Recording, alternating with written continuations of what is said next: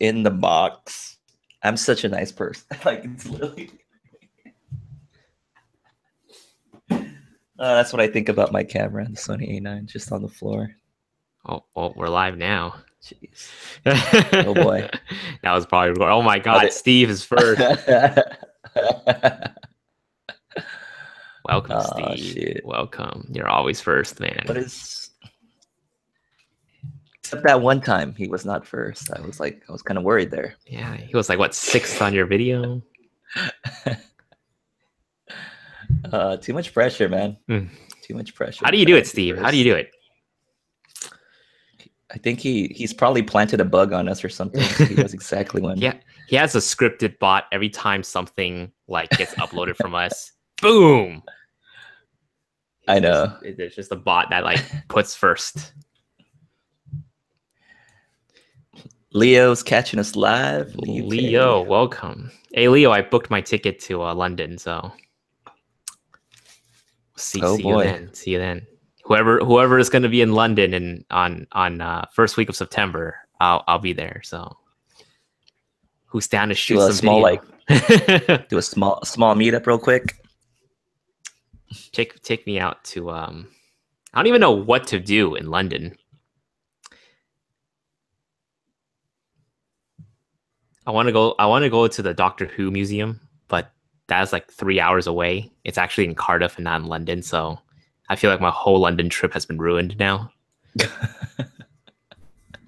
have no idea. I'm only familiar with the show's name, but I've never watched it. So they have like a museum. I mean, that's pretty much it. Like, I just wanted to go see the exhibit. I mean, that's like that, and Sherlock is like the only British show I probably watch. So, yeah. All right, what's going on? Hi from Miami. Bum says hi from Miami, and Bum says, "Where are we from?" We're from Southern California. He's from Southern California. I'm from Central California. Never mind. I always forget that. You live in the desert. I live in a hot place. Hey, by the way, how hot has it been? It's 100 right now, I think. Oh, good luck.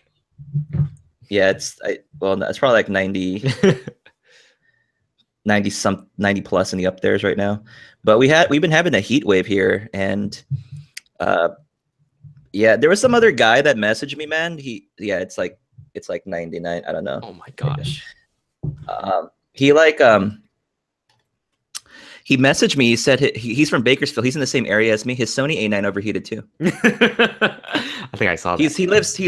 He's in the same area as me. So I'm like, okay, cool. I'm not the only one that's like was losing my mind. But yeah, that's a different story. Oh, there you go. There's a believer out there. Patrick Chang, any delays using the AirPods? Not that I noticed. These are actually pretty good. I like these AirPods a lot. I also like my Sony ones, but I'm gonna admit that I use these a little bit more than the Sony MDRX 1000. Sergey, hi from Shanghai. How are you accessing YouTube from Shanghai?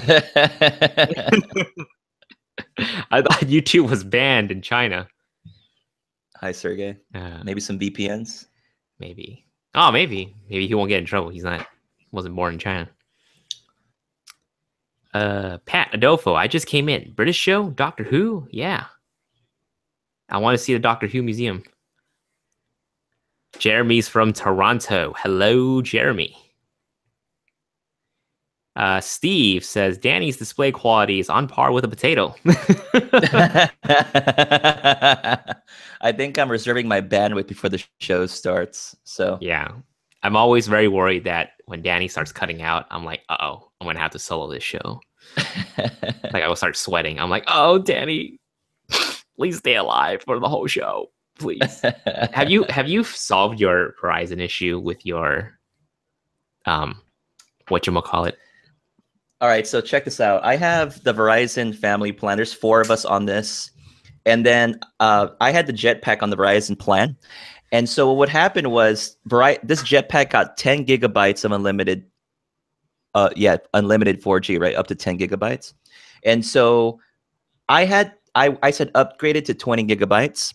They finally did it, but now I have 2 separate accounts. I can't manage these same devices on the same account. I don't understand. It's so weird.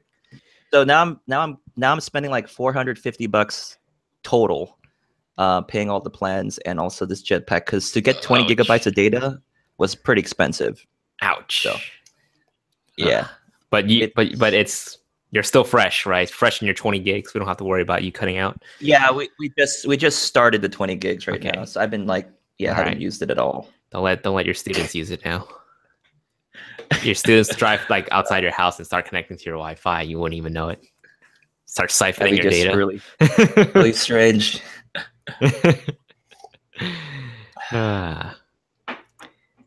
Let's see here. Sergey confirmed VPN, bro. Just VPN. I'm Russian. Smiling face. Nice. That's great. Patrick Chang. AirPods are my favorite piece of tech. Love them even more than my iPhone. Almost as much as my A7 II. Wow. Oh. You know, I gotta say, wireless headphones has changed my life. I can like get out of my seat right now, go use the restroom, and come back without having to unplug anything. It's amazing. It is such a fun thing to have. I mean, I recently got some Bluetooth headphones, and man, I use them all the time now. Like nice. Which one did you get? Some cheap ones that Unbox Therapy did a video on, because I was looking for some cheap ones because they're pretty expensive. And then Unbox Therapy did a video. It was like, I got it for like $35, $40, and I've had it for like maybe 6 months now. Haven't had issues. So nice. Why didn't you decide to go with the ever popular Bose QC35? I didn't want to spend that much because I've had a personal history. Just my stuff would just break. Like, I'm surprised these have lasted for like 3 or 4 years now. Like these monitors, and I just changed the pads on them. They're Sony, by the way. They're nice. Sony Pro. I think I have the same ones. Those are the common monitoring headphones from Sony. Yeah, so I replaced mine. I don't know. I never found those too comfortable on me. Like when the first time I changed out the padding and everything, and it's still like kind of, it felt awkward. Like by the time I took it out of my ears are all red and burning. So the Sony MDRX 1000, that one is surprisingly very comfortable, and I haven't had it. I mean, the Bluetooth ones. I mean, I saw those and I was like, maybe later. Let me. You don't need them now. So. But the noise canceling on those headphones, like my cousin tried it out yesterday, and he was like, "Oh, it feels really weird, like you going up in a mountain and your ears get clogged up or something." And he was getting dizzy from it. But I was like, "Oh no, these are amazing, man! It just tunes out everything. I can focus on my work, not having to worry about maybe a lawnmower going off and throwing off my momentum." So, or all the maybe there's an emergency vehicle. You won't hear it, man. Oh no, if an emergency happens, I wouldn't be able to hear. A fire alarm goes off, I would probably die. Nah, they're not that bad. You can still hear it. I mean, you can still hear it. It's not like, super noise canceling. It won't like completely tune you out of the world, but good enough for me to like be able to write scripts and plan out my videos whenever it gets pretty loud. Yeah. Leo says, sound quality and noise canceling of the Sony is great, but I had to go with the Bose out of sheer comfort. Ooh. I haven't tried the Bose QC35. Maybe I'll slip it on when I'm at Best Buy again or something. Debbie, hey Jason, what is better, DJI Spark or Mavic Pro? Watch the show and you'll know. Just kidding. You want spoilers? Mavic Pro all the way. Mavic Pro all the way. But listen to the show for my reasoning. All right. Yeah. Bums. Are you guys doing live every Monday? You guys are great, by the way. Yeah, if you're new here, we do lives every Monday with me and Danny. We have this whole little podcast going on. So every week it's like on the other person's channel. So this week's going to be on my channel. Next week's going to be on Danny's channel. So next Monday, tune into Danny's channel. Yep. Rain or shine or... Well, what's going on, man? Danny, I don't know if I can make it next week. Okay. All right. It's Anime Expo, and it's also a concert too. Okay. All right. I completely slipped my mind. It's all good, man. I'm sorry I had to tell you through the live show. Oh, I just realized. I was like, uh-oh. All right. We'll see what happens. You'll probably have a go it alone, man. Just solo podcast. Debbie and Charlie's asking me the same questions. Are you guys related? Or are you guys bots? The same accounts. Hey, right? They have a DJI little logo there. Oh, hey. Are you from DJI? Are you guys watching me right now? Charlie? They reached out to me after watching the video, and I was like, I guess they're doing some damage control with the whole bad press of Spark. I don't know. Quite literally. Quite literally. Damage control. We'll talk about that in the show. It is 7 p.m., guys. Welcome to another Monday Night Live with me and Danny, aka That One Camera Guy. Today, we got a few topics that we want to talk about. Yeah. And as always, we love to start the show with sharing the new piece of gear that we got over the week. So comment in the chat or tell us in the chat with the hashtag new gear, what new piece of tech you got this week. Danny. All right. What new piece of tech have you got? This has, man, JetTech's trying to get an answer. JetTech. We're going to do open Q&A in the show, just maybe in about 45 minutes. Hang on to that question tight. We'll answer it very soon. Yeah. All right, real quick, guys. So I finally got my A9 back. It's been on the floor at the start of the show. So, bro, Frank, it's not even open. I thought it was open. No, it's not even open. I just got it back. This is the replacement unit from B&H Photo. I'm planning to do an unboxing because I never did one, but I was also going to do a video on how I set up my A9. And yeah, it's in here. It's in the box. So hopefully I don't have any issues with it this time around. I also, I have the Makey 35 f1.7 lens for E-mount coming in tomorrow. That's the manual focus lens for Makey. And then I also ordered the Metabones adapter. There was a new update and it piqued my interest. And I said, you know what, whatever, let's go ahead and get the Metabones and do some comparisons with the Sigma MC11. And yeah, we'll talk more about that later in the show, but that's what I've recently picked up. Okay, cool. I guess. What made you decide to get the Mikey 35 and maybe not the new Samyang 35? I thought they were the same thing. Oh, you mean the 35 f2.8, right? Oh yeah, no, yeah. You know, it has a lot to do with just budget prices and stuff like that. I've been kind of seeing this trend, and I gotta kind of move away from it. I think we've talked about it before, but we have like this big focus on really expensive gear sometimes, and like even the Sony A9. So for example, I have the Sony A9. I'm like, most people are probably not going to buy that camera, but I recently put out that Sony A6000 tutorial on how to actually shoot with your A6000. And that was just focused on people who just have never used their camera much or want to learn manual mode and manual exposure. And so I said, you know what, let's go ahead and look at some budget items. And then actually, I was planning to do a tutorial on how to shoot with a manual glass, basically. So that's why I picked it up. It's under $100 US. So I said, sure, let's go for it and teach people how to use it. Very cool. Very cool. You're absolutely right, because I made the best budget.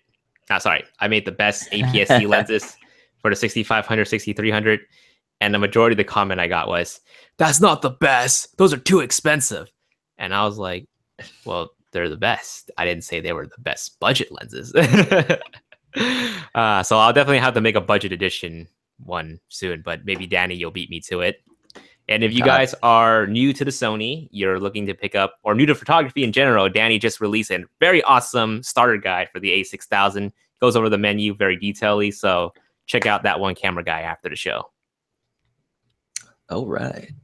Okay, so as for me, wait, is it my turn? Yeah, it's your turn. Okay, so Ziyun actually sent me another smartphone gimbal. Danny, I don't need yours anymore. They just sent me the Smooth Q.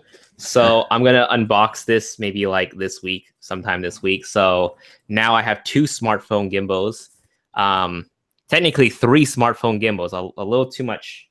But I'm very excited for the Smooth Q because the Smooth 3 that I reviewed, it's $300. So it's quite expensive. So I'm very happy to maybe share with you guys the the less expensive version. I think a lot of you guys will be very happy with it. So I'm gonna unbox it maybe tomorrow, test it out over the weekend, and hopefully it'll be worth your guys' money to pick up to shoot some awesome iPhone videos.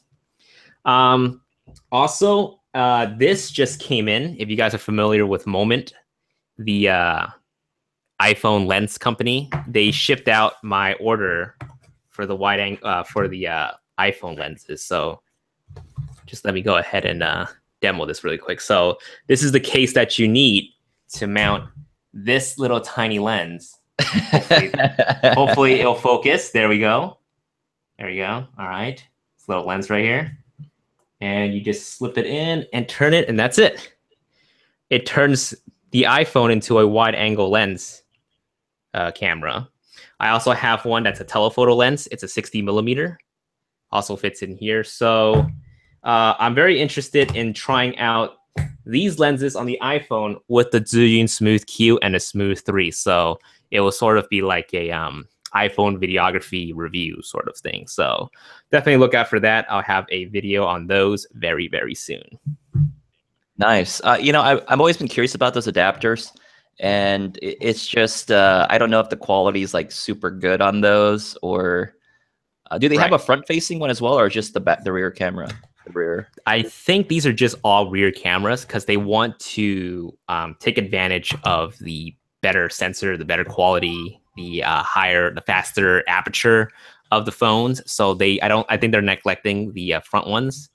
So these are all just mainly in the back. These are more for like, I guess serious enough photographers to use their phones to shoot photos. So I shot a few photos earlier, nothing too comprehensive, but they look pretty good for my iPhone as far as I can tell. But I'll blow it up on the screen after the live or something, and definitely update you guys the next time we come back live.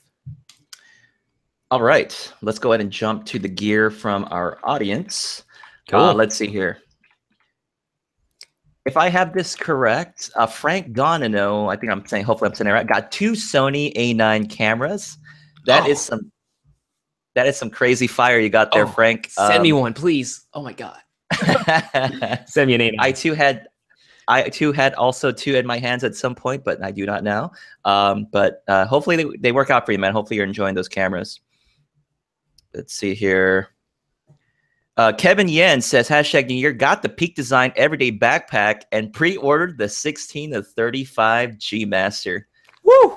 Woo. Nice. Kind of jelly there, man. I've contemplated on that, but are you gonna? I'm just gonna hold out. Are you gonna ask Sony Pro Support to send you one?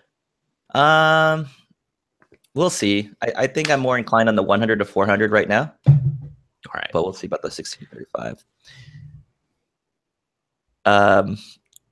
Steve says GT3 RS. Is that a car? That's what I was thinking. I was like, is that a car? GTRX one. GT3 RS it says it's a Porsche. Oh, Steve, congratulations. Steve, please I'll drive me around Europe with your beautiful, nice car. Patrick Chang didn't get to share last time. He's got a MacBook Pro 13-inch with the touch bar. Is that the newest one, Patrick, or the previous gen? Let me know. Curious about that. I was playing with the MacBooks yesterday at the Apple store, and I was trying out Final Cut. Now, I don't know if, whatever demo with the Final Cut Pro they put on was optimized for it, but every single MacBook played back a 4K timeline so smoothly. So I don't know if it's some voodoo magic they do to their laptops in store only, or all MacBook Pros are that awesome with Final Cut Pro cutting 4K footage. You should do a review, man. Compare your old one and the current one, man. I think there's a lot out there already. I think Z Pro Media already did a pretty comprehensive guide on it. All right, Leo Wang says he got an LG G6. Ooh. He got the XPS 159560. That's that slightly newer model with the GTX 1050 in there. That's all right. That's nice. He's also picked up the 1018, the RX 100 Mark V, the Zhiyun. Jason, help me out here. How do I say that? Zhiyun. Zuyun, Crane, you wink back. Okay, man. Picking up some interesting stuff there. Did you get the 4K display on that, Leo? Be curious to know. Oh boy! All right. Jeffrey Wang got a new lens cap. Awesome, man. Awesome. I did too. I got the body cap and the end cap for the lens and the body, and I think you did too, Danny. I just got some third party. I didn't get any official ones, man. I'm just letting you know. I went official. I was like, I gotta go official. I lose my. I'm pretty sure my wedding film partner, he has some of my stuff and I have some of his stuff, but he ended up having more of my end caps than I don't know. Oh man! Label your gears, people. Label your gear. Bo picked up the DJI Mavic Pro. Sweet. Nice. I don't have one of those yet. Let's see. So, Michelle picked up the Sony A9 and the 7200G Master. Nice. Is that going to be for events, weddings, sports? Be curious to know. Jet Tech says he got the 30L Peak Design bag. Nice. John Lee got the 7200G Master used. Hopefully got a good deal off that. Nice. Frenchie Fries bought the A6500 with the 1018. But anyway, how long does the battery last recording at 4K? I'm going to say about 40 to 45 minutes. I don't know. I'm going to say that too. 45 minutes or so. Yeah. That seems like a good place to stop there at 45. And Pat Adolfo got a new bass guitar. Nice. Body. Nice. Just waiting for my James got some stuff waiting for him. The 6500, the 10-18, the 35 f1.8, the 18-105, and the 30 millimeter macro. Wow. I think we got a winner here for the most gassed. All right. Leo got the 4K Dell display. Awesome. Very cool. Sean says he got the multi-core lollipop and a new sheet of paper to write down cameras that I can't afford. Oh, that's I'm sorry, man. Just keep hustling, man. Emma Jones says he got the Rokinon 12 millimeter for the A6000. I was eyeing that one too. Kissy 3L got the 28 to f2, and Brad got the A9 2470G Master and the 55 f1.8 from Zeiss. Very nice. Very nice. All right, Jason, I think we are ready to move on. All right. Guys, if you're just joining us, we are doing a Monday Night Live. We'll be talking about a few topics, which we'll get into quite shortly. But if you're on, if you haven't dropped a thumbs up yet, please do so now. Thank you so much. So, Danny, I had a chance to play with the DJI Spark. I crashed it, but it's still okay. But I still have a less than pleasant experience with this little guy right here. Okay. So what happened? First off, I just want to know, how was the initial setup of the DJI Spark, just getting it going in the beginning? Like, how was it? Well, in the beginning, it just like flew out of my hand and into my neighbor's front lawn. So okay, so it wasn't a bad crash. I definitely do want to clarify that. It had the wing guards on. It didn't crash into any buildings. It didn't crash into floor. It kind of just crashed into like a pile of grass. So thankfully, nobody got hurt. Thankfully, it didn't get damaged. Everything seems to be all in one piece. But yeah, when you first boot it up, I would suggest you not do any of the gesture stuff. Really just try to connect it to the app first and then calibrate it. So if you're asking about the initial setup with the app, it's actually very simple. It's the same as the other drones out there. You know, you point it out this way, you rotate it 360, you point it this way, rotate it 360. I don't have one, so this is all very brand new to me. Well, see, what I really like about the DJI drones is that they make it super, super easy for anyone to pick it up nowadays. Ever since the Phantom 4 with the obstacle avoidance and them color coding the propellers. Like if you have to attach your own propellers, if you have to attach propellers instead of them being already on it, they make it easy by color coding it so you don't actually mess up. Nice. Yeah. All right, so you got the Spark, you're ready. So my question for you is, when you're using the Spark, do they sold this on the whole hand gesture thing? The Mavic Pro doesn't have any of. Hello? Whoa, whoa, whoa.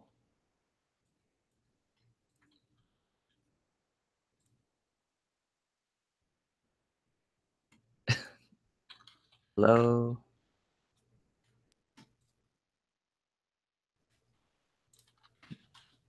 Did I disappear from the stream? Hey, hello. Can you guys hear me? Whoa, whoa, whoa. Hey, I can hear you. What just happened? Sorry. I don't know. I think I got disconnected. Oh shoot. I got scared. I got scared there. I got scared. You froze and I was like, oh. Oh. Okay.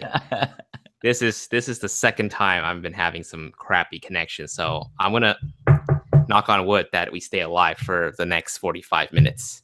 Oh, it's all good, man. Steve will take over. All right, so I'm sorry. So yeah, Danny, what was the question? So Mavic Pro doesn't have that whole touch kind of thing, like the sensor stuff, right? Like the hand gestures. Then it's just the DJI Spark. So the other drones has certain gestures, but the Spark has the newer gestures. So the Jedi whatever trick, along with the other few things. The other drones also have that picture taking gesture, or follow gesture, but this one has some new ones. So it's not a lot is new. Not a lot new as added to the gestures, but it does have a few new gestures. All right. So you said you got it going. Were you even able to practice? Was using the gestures your priority, or you started having problems right away? Right. You said you just jumped over to your neighbor's lawn. I jumped into the gestures right away. So that was a bad idea. I should have already, like, run it through the app first, calibrate it, and then run it. Yeah. So it's all Jason's fault. Got it. It's all my fault. I'm putting it out there right now. DJI is probably watching this right now, and they're like, "You can't return the drone anymore. We saw you. We heard you." But yeah, the gestures, I say for the most part it works, but it didn't work that well. I think if you guys watched the vlog that I put out, when we were doing the wave gesture, it didn't respond that well. Like we were like frustratingly like waving our hands like this, and it would never fly off. So for those of you who don't know, the wave gestures actually the wave gesture sends the drone back. It'll fly back, and yeah, it would just fly back to get a wider view of you, and then you can do like the picture taking gesture to have it take a picture of you. But for whatever reason, that wave gesture didn't work, and we were just having too much issues with it. And I think Tony and Chelsea also had that same issue. And what happened was, I think DJI wrote like a list of things that they did wrong, and eventually Tony and Chelsea took down their video. So what the heck? Yeah, so I think I don't know what happened. So Tony and Chelsea took down that video twice. The first time they took it down, I don't know why, but the second re-upload had people like leaving them like comments about them not knowing actually how to use the drone. Mm-hmm. So the second time they uploaded it were with those feedbacks, and they clarified it at the end of the video. But after DJI made a list of what they did wrong, they took down the video, and I never saw it again. So I was curious. I went back to watch the videos, and I think we might have made a mistake by having the picture taking gesture too close to our face, or maybe when we waved, we like, I don't know, we kind of waved it across our face. That's why it didn't register. So you have to be able to do the gestures away from your face. That way the drone doesn't get confused, because it always prioritizes your face. But I don't know. That's something that I'm going to have to test out again this week at another park. I mean, I would hope that, you know what, I have a question then. When you're setting it up, do you set it up with your phone initially or something like that, with the tablet device? Is that how you... Yes. You can set it up with your phone or tablet device. And then as far as the gestures are concerned, does the phone or the software illustrate to you the gestures, or you just read the manual and then... You can read the manual, you can watch the tutorials, but I don't think the phone demonstrates the gestures. Interesting. So you're supposedly are able to use the drone without an app, but only in very limited in limited capabilities. Like if you're only using the gestures, you can't record videos with the drone. The drone will just be able to respond to where it needs to move and when to take a picture, and that's pretty much it. That is so interesting. Yeah. So you don't think it's really like a dummy, like a dumb. I'm not saying a stupid person, but I'm just saying that it's dummy proof. Like you can just hand this drone to somebody with just like some basic understanding of technology, and they'd be able to use it right away. So what are your thoughts on that? Do you think it's just something easily somebody can use that are maybe they're not tech savvy, let's just say? I think so. I definitely think an average consumer would definitely need to watch tutorials, need to like really brush up on what are the gestures in order to actually use the drone and actually have fun with it. All right. Cool. So what's the final verdict then, Jason? Are you sending that one back? Are you before I jump into the final verdict, I there's a few things that I do want to mention first. And all right, go for it, man.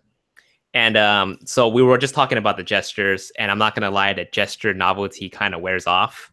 But obviously, if you do take it out on vacations, I think if the gestures responded better, I think it'd be a pretty good drone to like take around with you to travel and do all of that stuff. So I actually haven't gotten a chance to really take it out somewhere, like travel or anything like that. So I can't really say for sure. But just testing out the gestures, it didn't work too well for me. But I'll definitely try out what DJI has suggested in terms of having the gestures a little bit further away from your face. But I do want to bring up that I did connect the drone to my phone. And I don't know, for whatever reason, like, I don't know if it's just me or it's all the Spark, but the connection that gets transmitted to the phone is very spotty. So with the Mavic, you can actually like put a cable to the remote and to your phone. And I'm pretty sure you can do it with the Mavic's controller as well, but they take a micro USB to Lightning. So I need a micro USB to Lightning cable to try it out, which they don't provide. But anyways, you're supposedly are able to use the Bluetooth or the Wi-Fi of the phone to be connected to your RC remote, which sends the signal to the drone. But for whatever reason, I wasn't able to fly it that far, like how I would fly my Mavic Pro or Phantom 4 Pro. And the connection is just spotty. You know, the image that gets transmitted back to the phone, it gets very blocky. It was really slow, and it just makes the overall user experience just awful. And it's not fun, you know, having to see a very jittery lag transmitted back to your phone. You know, you can barely fly it. So I think at one point, like my second day flying the drone, again, I didn't fly it up that high, and it lost connection. So what ended up happening was it was trying to return home, and I took it off near the edge of the sidewalk. So this could have been my fault too. So I took it off to the edge of the sidewalk, and as it came back, as it tried to come back after it lost signal, it kind of sort of wanted to land on the edge of the sidewalk, but I guess it couldn't. So it actually went to the edge of the sidewalk and just kind of hovered there for like the longest time, like it would not land. And I didn't want to touch it. You know, like if you guys watch my Instagram story, you guys would probably know what I'm talking about. But it was just kind of hovering on the edge of the sidewalk. Like it was pretty close to where the sewer was too. So I was like hoping it wouldn't like fall in.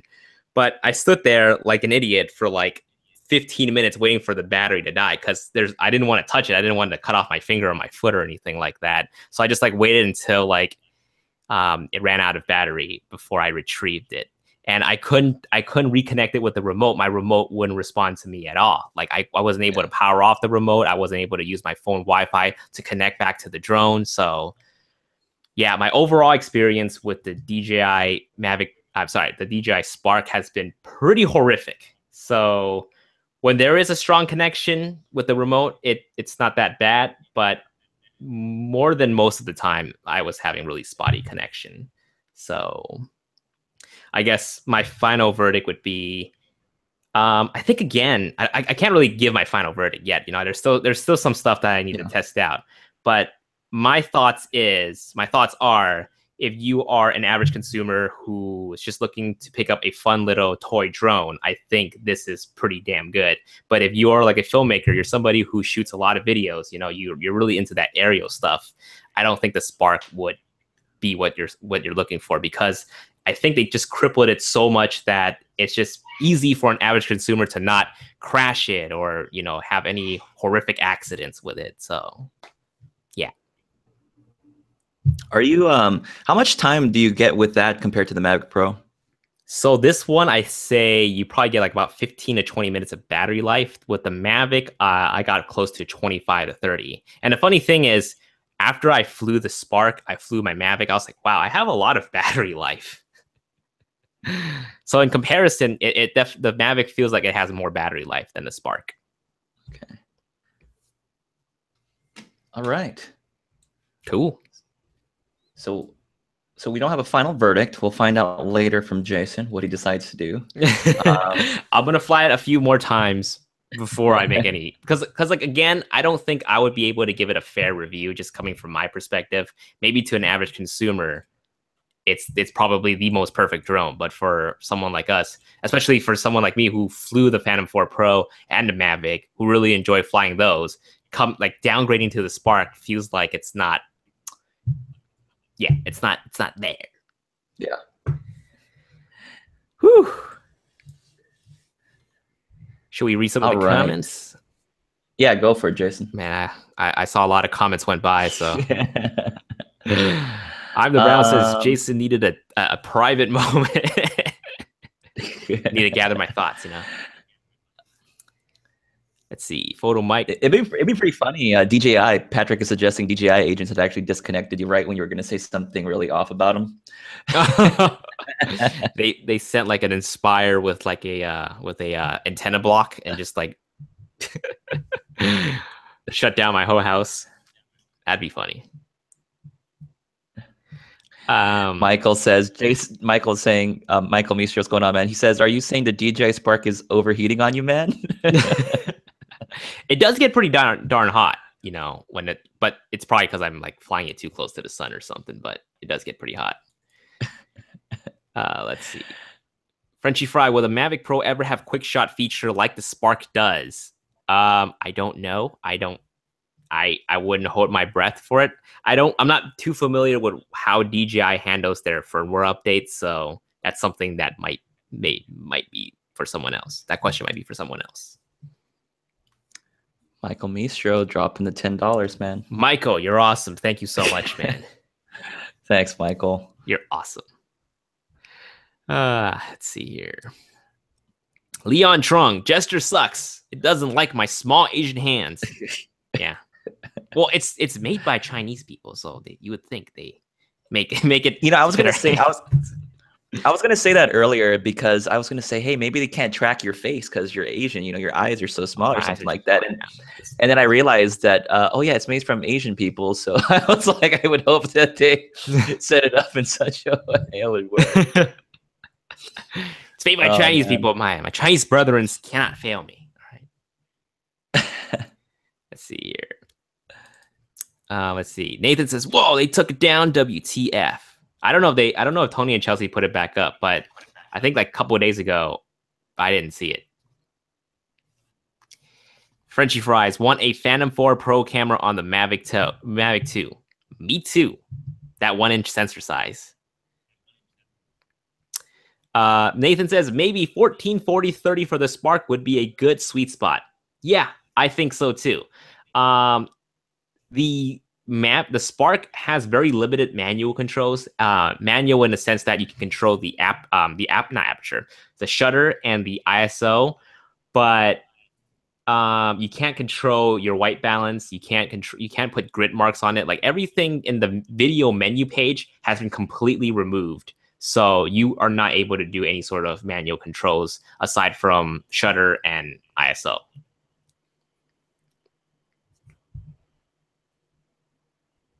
Leon Trung says, yep, gesture sucks. You need a phone at least to record a video. Let's see here. Pat asked, is Vivian bummed out about the Spark as well? She's bummed that I'm bummed about it, but I don't know if she's bummed about the Spark. Let's see here. DJI. Let's see what. Oh. Got some people making fun of the Spark for being a toy. I mean, it kind of is. Yeah, it really does. I'm really glad you did do that first evaluation though, because I did think about the Spark a little bit because I just wanted a simple drone to start with, maybe not the Mavic Pro. But I guess if I was going to lean towards a drone, I would still cough up the money for the Mavic Pro if I ever decide to get one. So totally, Danny. I think you as a content creator would value the Mavic Pro for the 4K and everything and being able to control the exposure. I just have so much bad luck, man. I might just overheat where I'm at. Dude. It's like on somebody. Next video, Mavic Pro overheated. I start flying the Mavic Pro. It's like flying up to the sky, and then it just like says, "Screw it, I'm gonna shut down." Frono's photo will make a video. Danny Eusebio, aka that one camera guy, has another overheating problem. Flying fire. Dang, we got a lot of people not really liking the Spark. Dang. Let's see here. Sean says, Mavic for life. Sandy says, never got the impression that it was targeted more than a selfie drone for consumers and not for pro use. Yeah, that's exactly the reason why I'm saying I'm probably not going to be able to give a fair, I guess, verdict on it because I'm using it for a totally different purpose. But for what it is, I'm going to have to flip my mindset and try to think, how would the average consumer find this beneficial? Would it be good for them and all that stuff? Awesome. Let's see here. George, did you do the firmware before you crashed it? I just assume it was all up to date. But the second time I did update it and the whole thing is up to date, but it still isn't working as well as I hope it would. So cool. All right. Anything else, Danny? Anything else you're seeing? No, that's all for now. I think unless we're ready to jump on to the next topic. I think we are, but before we do, if you're sorry for me and my Spark experience, please give it a thumbs up. Boost this video up, guys. I would greatly appreciate it. And thank you guys for watching and listening to what I have to say. And Danny, let's move on to the next topic. Let's get 1,000 likes. 1,000 likes. Oh man, I remember PewDiePie did a video. He was like, "I want this video to get 1 million dislikes. 1 million dislikes." All right, so there's this new thing that's going on right now. Jared Polin actually uploaded a video today, and I saw his Instagram post. He was talking about the Sony A9, right? Go figure, the Sony A9 is still in news. And he was talking about the fact that while he was shooting some soccer, he actually got some banding on his photos. And they were very apparent. You could actually see an example. So if you haven't seen that video, check it out after this podcast if you haven't seen it yet. And there was some significant banding on the actual photographs that he was shooting for sports. He was definitely shooting around 3,200 ISO in some of the shots, very fast shutter speed. 1/4000, and using electronic shutter, but he had some significant issues with it. It wasn't all of his photos. He said 2%, maybe 2 to 5% of his photos had banding, but I don't really think that's acceptable if you had banding on a really good shot. So, but I will say I didn't have the problem on my camera when I shot with it, and didn't have any issues with the banding at all, and I didn't notice it on my end. But then again, I just got a replacement unit from B&H Photo. So when I get out there and get out there to shoot again, I'll definitely look out for that if it is there. So, but yeah, that is the banding problem with the A9. I mean, I some of you did comment on it.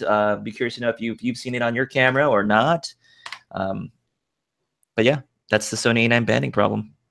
Nathan, thank you so much for the $5 donation. You are awesome. Thank you so much. He says, "I appreciate your value, guys. Appreciate Thank you, Nathan. and value, you guys. Thank you, Nathan. We value everybody who's watching right now." So going back to the banding issue, Danny, you said you did notice the banding issues with both your A9s. Yeah, the two A9s that I had didn't notice the banding issue at all in the photograph. So I'm assuming and for people who are not familiar with banding, me, how does that occur? What do you like? How does that occur? I have no idea, man. I mean, something happens with how the sensor's reading the files or producing the files, and you get these rectangular lines, these pretty thick rectangles that appear kind of vaguely in the image. Some are more pronounced than others, and it can kind of ruin a photograph depending on how it is.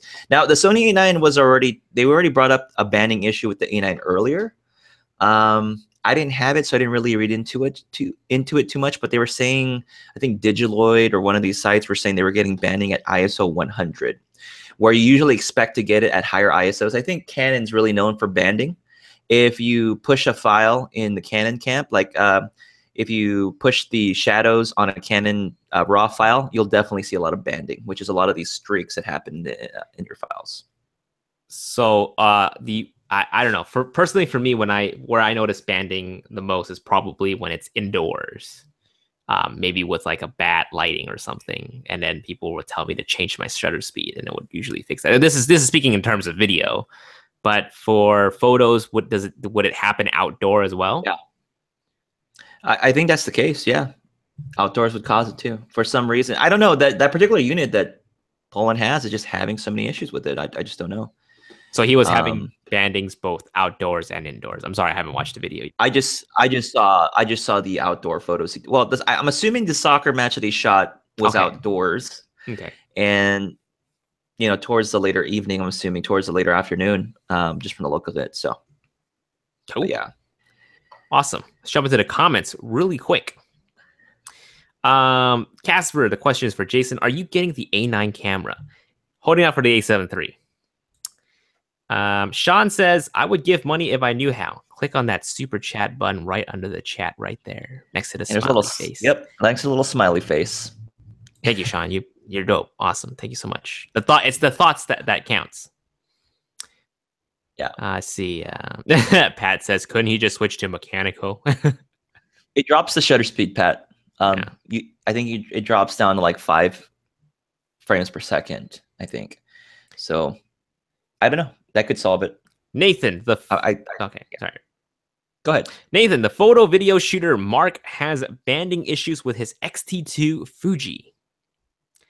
And Casper is claiming no A9 banding with my unit or overheating. Awesome. Casper, you are a lucky guy. Value the A9. Yeah.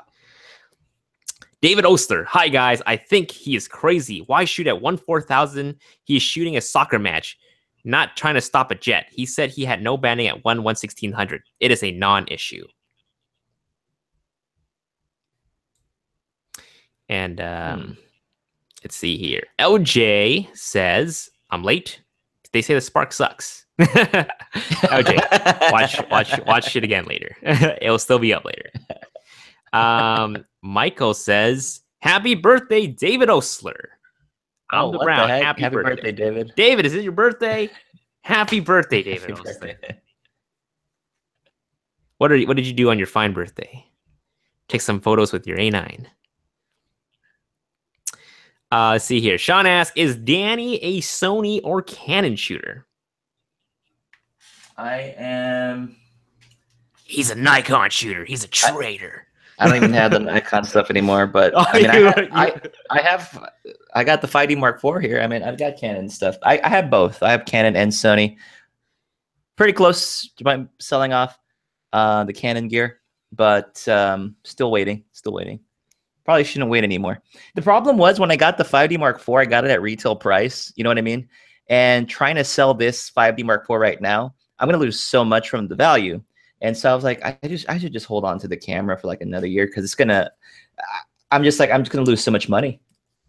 It's trying to sell it. Might as well get some use out of it. Nice. So. Awesome. Let's see here. Michael Pierce is claiming his A9 can fly and stop bullets. That is amazing. Why are you? I'm gonna go try that out. Why is everyone's A9 so magical? I need to get one myself. You know, I've been seeing those Instagram photos where they toss their camera into the air and they have it like floating. Have you seen those on Instagram? I'm sure some of you guys have. Yeah, I've seen it. Damn, I should have did it with two A9s. Could have did it. Damn it. Yeah, you would have been like trending on Instagram or something. Front. All right, Danny. We were talking about the Metabones earlier. What did you want to say about the firmware update? Did you get the Metabones 5 or the 4? Got the 5. I was almost going to get the 4. And the reason why I went with the 5 was because I wanted to make sure the firmware applied to the 5 model, the newer one, and it did. So Sony Optimers posted that Metabones was doing a firmware update to provide better compatibility with the Sony A9 with the Metabone Speed Booster. If you did get to see, well, I don't know. It really depends on what you shoot, but I saw Dan Watson's video. He was testing out the 300 Canon and the 400 millimeter Canon. And he was saying how when he was shooting with the Metabones, he was able to get autofocus, but only on the low shutter, the low drive mode on the camera. And from the looks of it, Metabones is saying that with this new firmware update that you can get actual consistent autofocusing performance at 10 frames per second. And so that suddenly piqued my interest. So I was like, hey, you know what? I don't have a 300 millimeter f2.0 or 400, but I know if Sony releases one, it's going to be really expensive.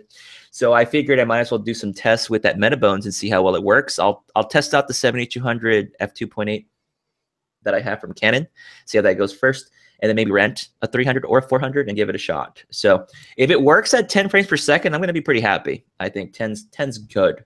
10's good enough for sports? Man, it's more than enough. I mean, I'm not in that situation where I need critical, like I'm not in that same arena that like the professionals are, where you need the absolute 20 frames per second. But I mean, 10 frames per second on an A9, I think will be really good. So, and then because I know for a fact once Sony releases their 400, I don't think it's going to be cheap. So it's going to be one expensive camera. I mean, lens. So for Dan Watson's test, did he update it first before he put out that test, or he hasn't updated it yet? He did not get to update it because he tested it prior to that update. So that's the reason why. Because his video is unfortunately now obsolete with that information because he didn't get the update done on the Metabone Speed Booster, but he did. Yeah, I guess all I can really say, he didn't get to do the update. So now I'm curious. So I don't know if you did your research on this, and it's been a while since I personally used the Metabones, but what is the green mode and what's the advanced mode? Do you happen to know? You know what? All I can tell, because I've never used the Metabones, but from what I was reading, it's just basically 2 option modes, right? So you can set the Metabones to a green mode or advanced mode, and you get different features and different capabilities. For example, depending on your camera, you might get contrast detect, or you might get phase detect on these different modes. Like, it's kind of strange. Or you might get eye autofocus on the advanced mode, but if you're on the green mode, you don't get eye autofocus. So for example, with the Metabone Speed Booster with the A9, from what I understand, I think you don't get eye autofocus in the green mode. But I typically wouldn't need that in a sports shooting environment. So, but yeah, Metabones recommends green mode. So I'm gonna definitely check it out. All right, so it sounds to me like it's the same, because I remember when Metabones pushed out an update, like I think last year, and they're claiming the Metabone, the adapter, the Mark IV, was able to let you be able to eye autofocus with the Canon lenses. I was pretty stoked about it.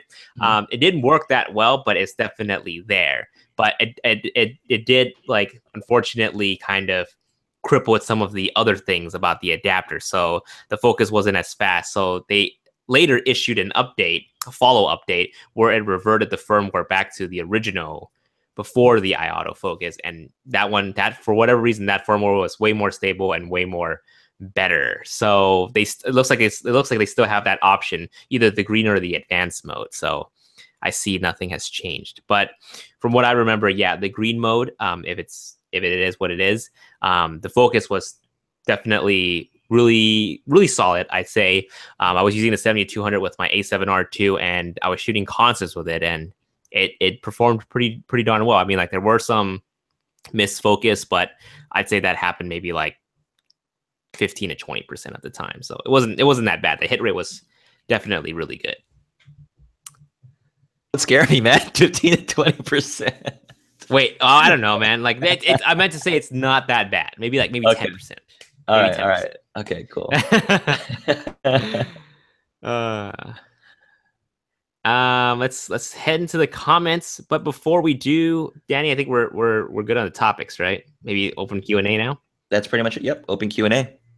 All right, guys. We're gonna now open up to questions. So use the hashtag Q&A or hashtag QA for the questions that you want us to answer. So in the meantime, we'll read off a few of the comments that you guys left for us about the Metabones.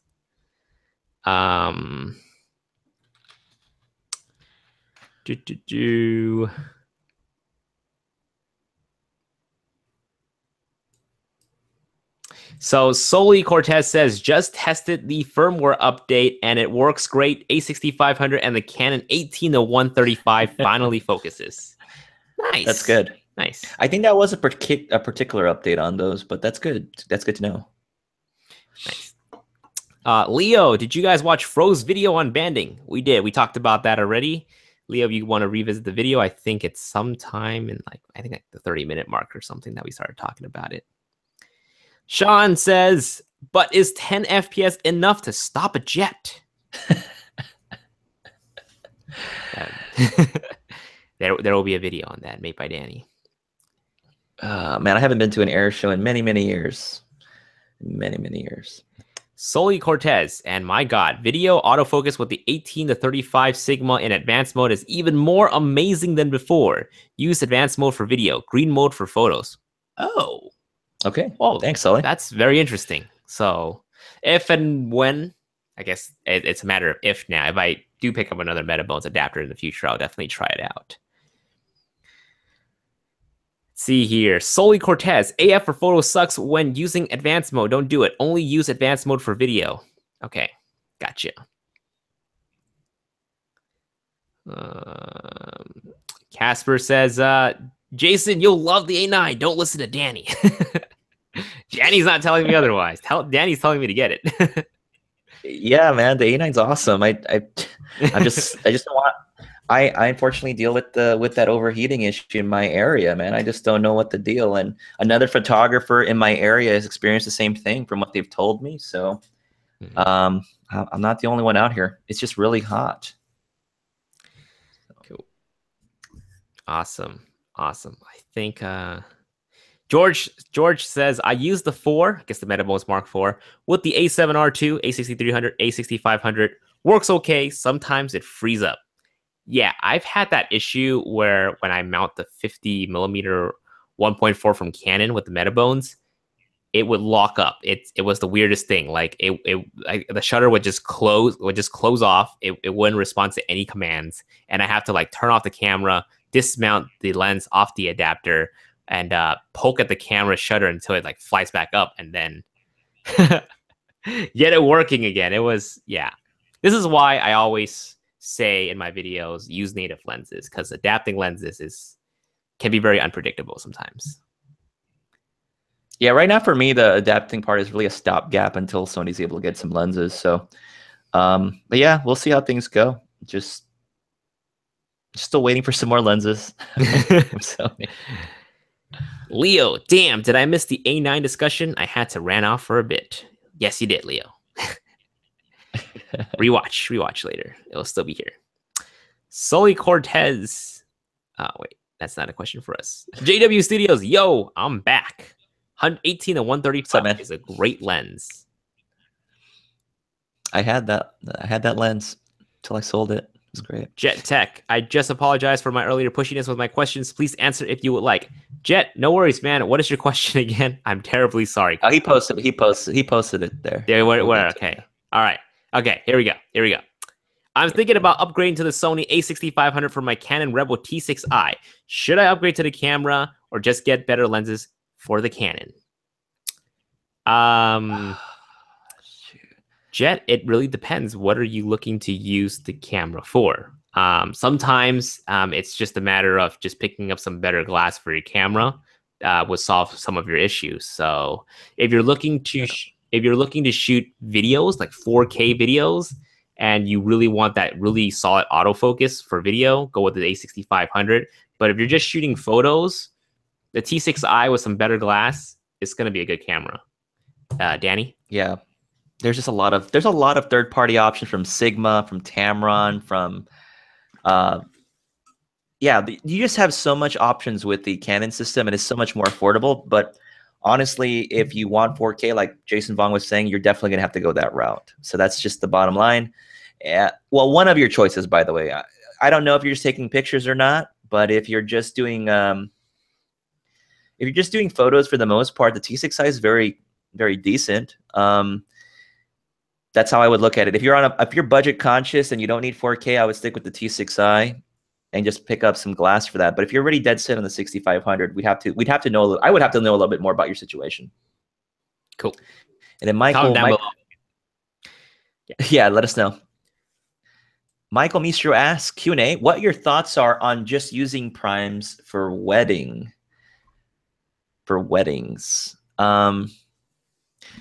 If I was going to shoot a wedding, Michael, with primes, I usually would stick with a 35 and 85 on 2 different bodies, so I can jump back and forth.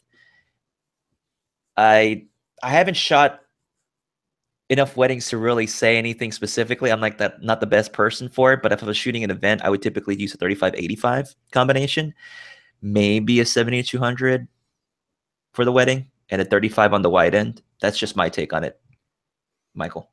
Yeah. Jason? Yeah, same here. 35-85 if you just want just pure primes, but I like to be the safe guy, so I would have a 24-70 on me just to have zooms, just to be safe. Because like, especially at events, running gun, I like having the 24-70 on me. All right, there you go. But for all the creative stuff, the primes. Yep. Danny, just call it out. Zoom Chris in the house. Woo! Leo, thank you for dropping some cash. He just asked the question. Leo just said, how old are you guys? Oh, no. Leo, I'm 29. Oh, okay. All right. I feel good about myself now. I'm 42. I'm just kidding. Oh, man, how old am I? I always get mixed up with my age. What the hell? Because I have older friends, so I always tend to think that I'm their age. But I'm turning 27 in 2 months. Big 27. Right? 27. All right, Dave Sincere. Our viewers are just gonna drop these guys. These guys are too young. They don't know what they're talking about. They're babies. So sometimes I think people think early on, they're like, man, these people are probably really young. They don't want to listen to them. I sometimes worry that's the case sometimes. But yeah, our viewership just dropped. These dang millennials. Dave Sincere's asking about the Spider monitor calibrator. You know what, Dave Sincere? I just need to. I haven't run another calibration. I switched to another monitor. My 4K Dell display isn't an ultra sharp, so it's not looking very good. But I have a 1080p that I'm using right now for this live stream, and the colors are more accurate. And so I just haven't ran a data color spider check on it. So I still got to use it a little bit longer. I can't really speak on it too much yet. I'm the brown ass Danny. What are your typical video settings for sports, specifically outside like a runner shooting with an A6500 and 18-105? I'll shoot at the max aperture the lens will have typically, depending on what I'm doing.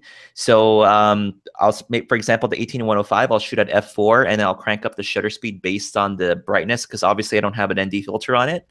And then for the video settings, I'll set it to the faster. There's 2 settings that you tweak for video. I'll typically set them to the fastest options available. So hopefully that can help you out on the brown. Mike Fontanet asked, why does my shutter constantly change on the A6500 and how to manually dial it in? If you're using aperture priority your shutter would probably run on its own, or in P mode it'll run on its own. So if you want to do manual changes, switch it to the M on your dial, and that's how you're going to manually change your shutter and your aperture and your ISO and all that good jazz. Yep. And Mike, I don't know how much your background is in photography, but I got a really good video. It's on the A6000. It basically tells you how to shoot manual exposure with the Sony A6000, but you can apply the same steps to the Alpha 6500. Yeah. And you'll be much better off after that, depending on your background with your photography. The A6000 and A6500, they're not that much different. So whatever Danny explains in that video will directly translate over to the 6500. Crazy Lights Productions. Are Metabones adapters noisy like the MC11 when doing video autofocus? So just a quick clarification. It's not the adapter that makes the noises. It's the lenses. So if the lenses is not equipped with silent focusing, then you're going to hear that in video mode because it's constantly trying to focus. That's why some of these Sony lenses, actually majority of the Sony lenses, are silent focusing, so you don't hear it. But with the Canon lenses, they aren't silent focusing unless they're the new STM lenses. But Danny, I don't know if you want to chime in with some other thoughts of it. I haven't. I mean, the Sigma adapter did make some noise, with the lens itself would still make some noise. So, and then Sully says it depends on the lens. So yeah, Sully has had more experience with it, so he would probably have a better info than I would. But yeah. I'm the Brown. What's a good price for an A7R2 good condition? Here in the US, I'm seeing it $21.99 for a gray market one right now. Yeah, $21.99. And that's gray market though. But yeah, brand new. I still see some people who are trying to sell their A7R2 for a ridiculous, absurd price, like $2,900. I'm like, no one's gonna buy that, dude. It just depends. I mean, there might be somebody out there. You'll have to wait. Basically, I'm pretty sure you'll have to sit on that sale for a bit longer. But yeah. Let's see. Okay, Sean, Q&A. What is the best monopod? In my subjective opinion, I've been using the Surui, the SIRUI monopods, just because I really like their legs. That sounds weird.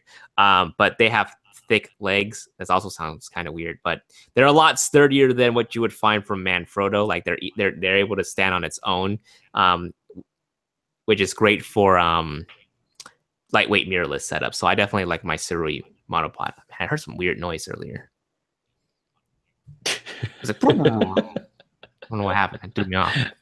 Maybe I just disappear. JetTex responded. He says he does travel films mainly, and he'd like to shoot some slow motion. Okay. So Jason, knowing that now between the 6500 and T6i, Jason, what would you recommend? Oh yeah, go with 6500 all the way. You have better slow motion. You have 1080. You can either do 1080p 60 and slow it down on a 24 timeline, or you can do 1080p 120 frames if you really want that really slow motion. So it'd be better that way. Yeah. So if you're doing travel films, I think you're going to have a better time with the 6500. T6i, I mean, it still can be a good video camera, but I think you're capped out at 720p 60 if you want to do any sort of slow motion. Yeah, I think so too. Yep. Pat Adolfo, what day are you going to Anime Expo? Thursday, Friday, Sunday, Monday. Yeah. I can't go Saturday because I have a wedding. So pretty much every day that I don't have a wedding. Dude, is Sony doing that opening with their on June? That reminds me. I don't know. I'll have to look it up. Oh, I think my my left AirPod just ran out of battery. Oh, that sucks. Okay, my right one is still working. I've been using these all day, so it's understandable. Sully Cortez, what's your guys' live setup? Thinking of getting the AV.io 4K or the Black Magic Web Presenter? Sully, I'm currently using the AVI.0 4K. Obviously, we can't stream live through this through Google Hangouts, from what I understand.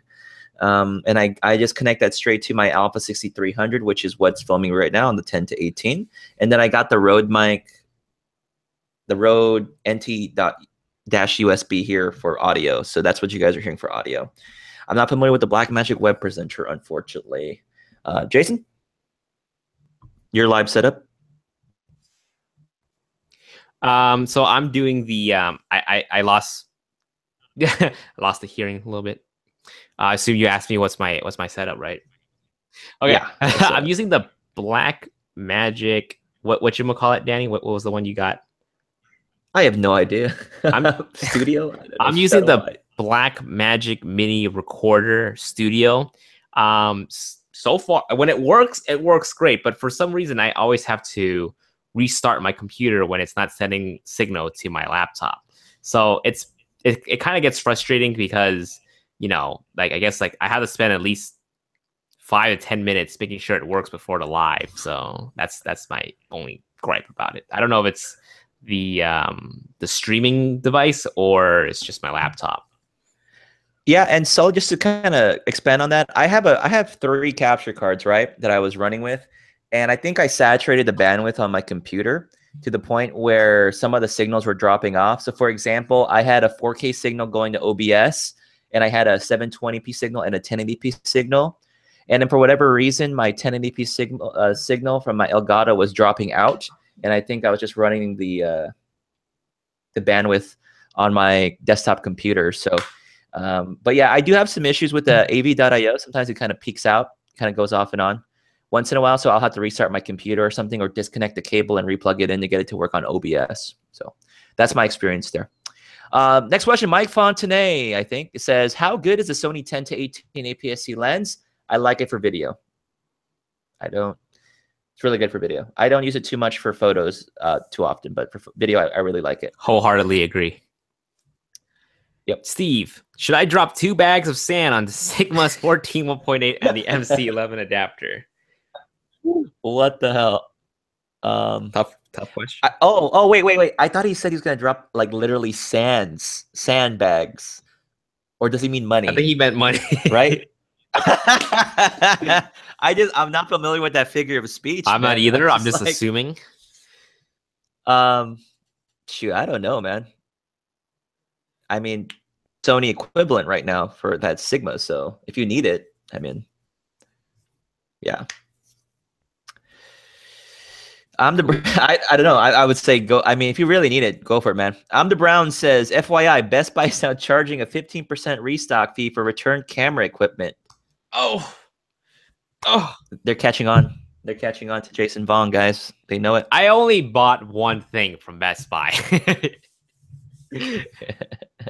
I don't abuse the return. I've never used it, so yeah, never used it. All right, Danny, let's blaze through a few more questions. About another 5 minutes, you say? Okay, sounds good to me. Awesome. Well, I lost where. Okay, so boom. Boom.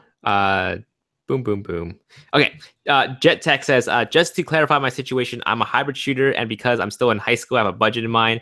I'm starting a business for filming and photography, so slow-mo 4K are needed. There you go. Answer solved. I mean, the 6300 is also there if you need budget. You might want to consider that. But if you need stabilization, then the 6500 is a workhorse, so I think it will fit your need a lot more. Nathan says, I'm 27. Don't feel bad, guys. Sully's also our same age. Yes. Leo says, Asian genes for the win. I know, right? Great at technology advice. Pat Adolfo. I wonder who's the youngest. Pat Adolfo is 20 years old. Well, we got Jet Tech here, who's in high school. So. Still in, yeah. Michael Mistro is about to turn 50, and I listen to everyone that makes sense. Awesome, Michael.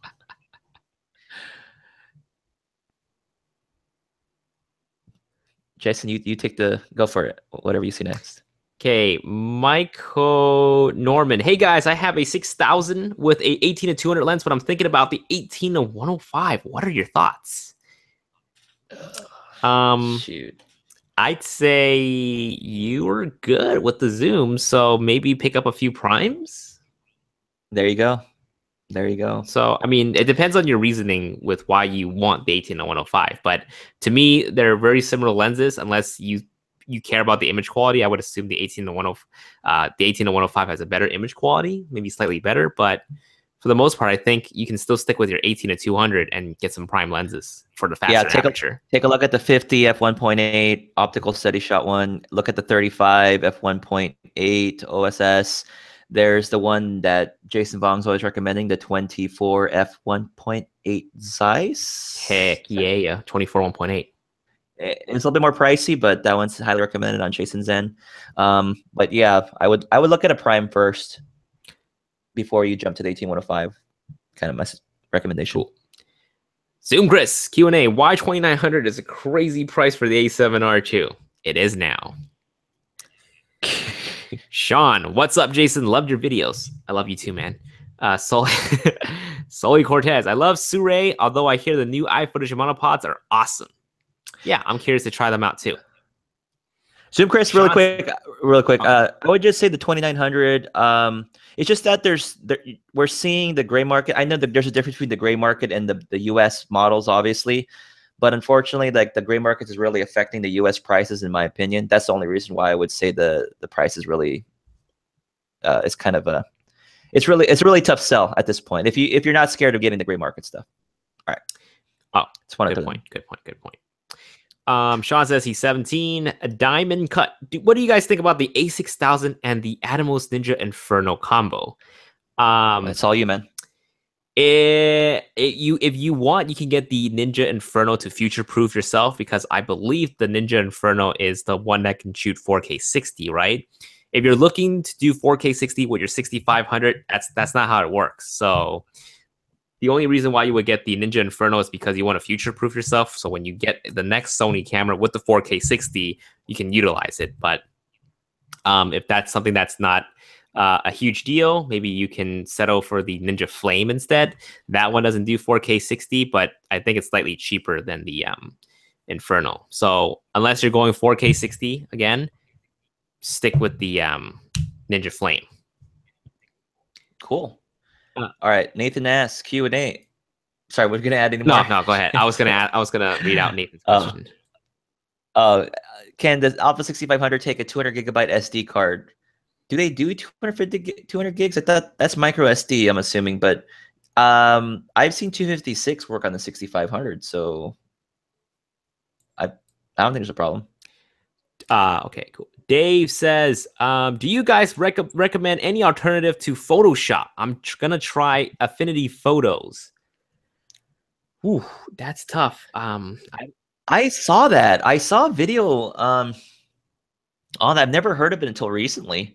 It's just that the interface is a little bit different, and it's a one-time fee. That's you pay for it, and it's yours, I'm guessing. I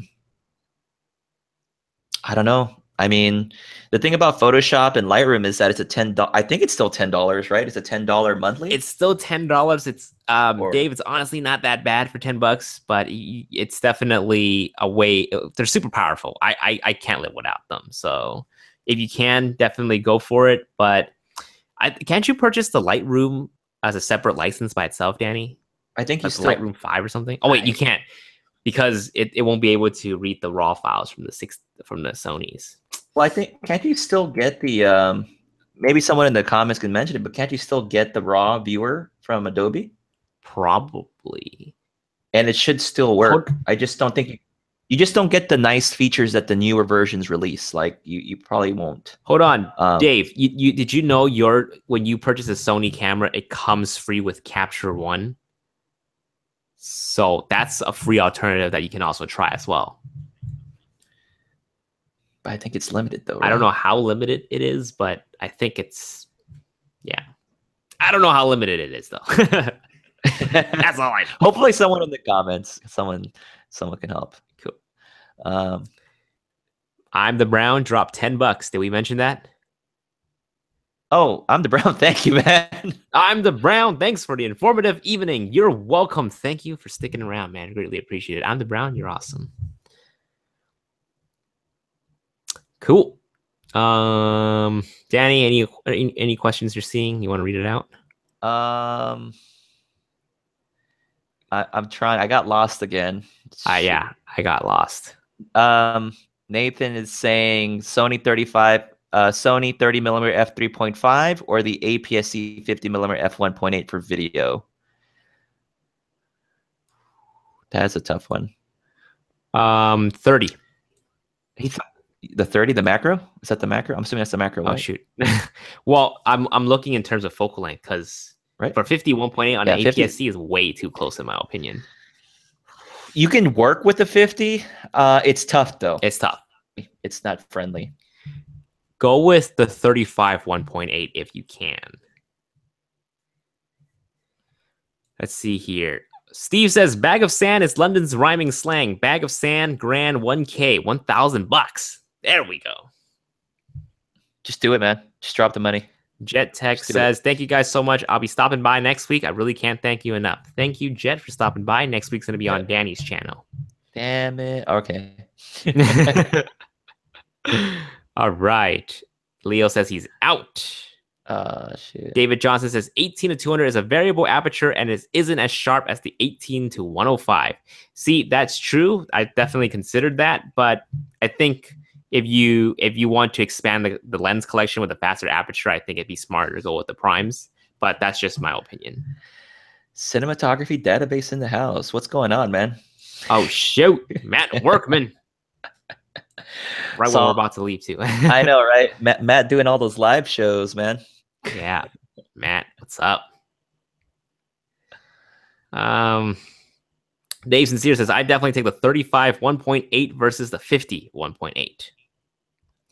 And Steve says, A7S 3, 10-bit F60 FPS. Maybe, probably.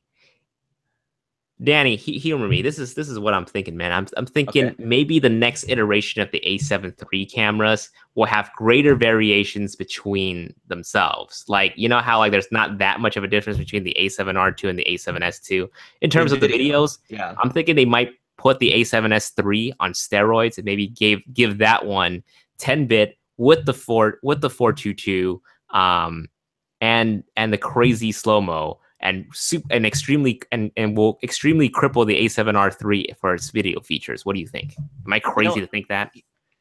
You know what? Do you think they'll even give the 60 or no? What do you think? I want to ask you that too before we jump into that.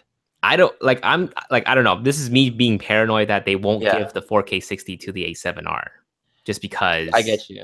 Maybe they want a greater variation between the three cameras. Because if you're thinking about it now, a lot of people are turning to the A7R2 for video vlogging. I'm seeing a trend of, fashion vloggers that my girlfriend watches, not me. But they're turning to the A7R2. Their boyfriend the A7S2 for video, and for vlogging they use the A7R2. So it's definitely a trend from what I'm seeing. Used it and it worked well. It worked decently. I was using it for some vlogging situations with the 10 to 18 with the crop mode on it. It worked pretty good. So as far as it, to be perfectly honest with you, I'm concerned about the video side because there's already challenges with the heating situation with the A9 body already, which I've had personally.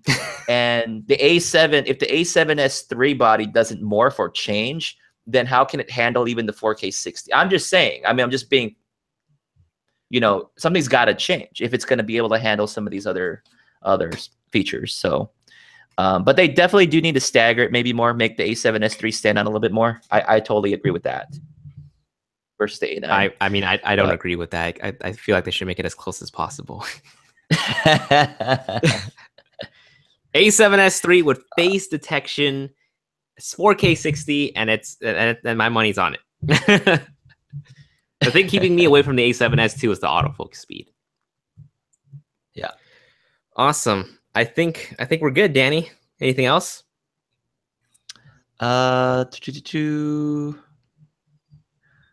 think that's it, man. I think we're good for tonight. Guys, thank you so much for joining us on another Monday Night Live. Again, the next show is going to be on Danny's channel. I'm probably not going to make it, but Danny will keep you guys entertained in some Damn it. You have a guest coming, right? We'll see. I'll ask. All right. We'll get it figured out. I'm sorry, Danny. All right. Blame Oh, it's all Blame good, Anime man. Expo and a rock band that's coming to town.